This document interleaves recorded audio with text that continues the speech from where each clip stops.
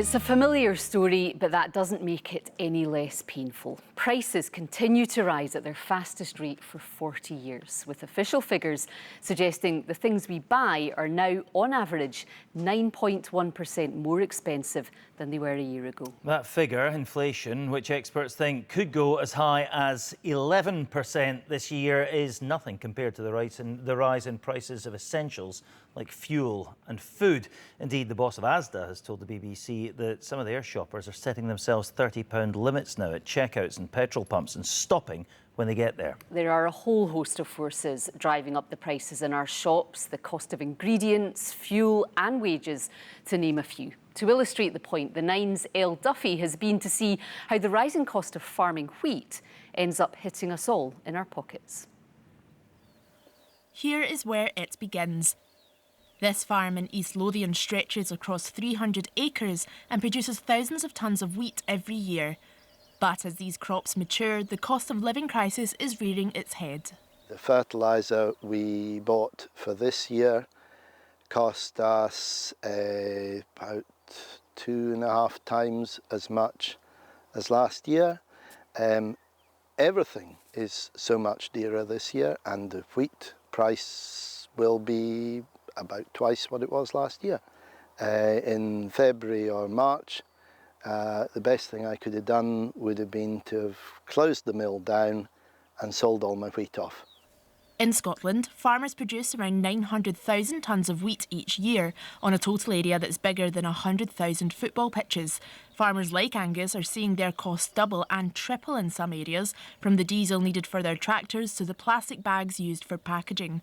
And he thinks it'll mean the end of traditional Scottish farms. Trying to sell flour since March has been very hard work. Because every time I try to put the price up, which I've had to do 3 times this year, I get loads and loads of complaints, and customers who leave us and go off looking for cheaper flour elsewhere. The cost of wheat's being pushed up by the war in Ukraine, but it doesn't mean that more money's going into the pockets of farmers like Angus. The cost of all of their supplies are going up as well. And also, it's not just being felt in the fields like these across the country, but also all the way down the production line to your home.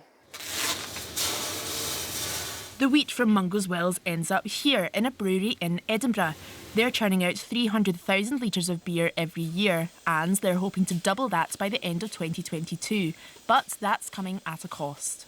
We've had to battle a lot of price increases over the last 12 months in particular. So the price of cardboard has doubled.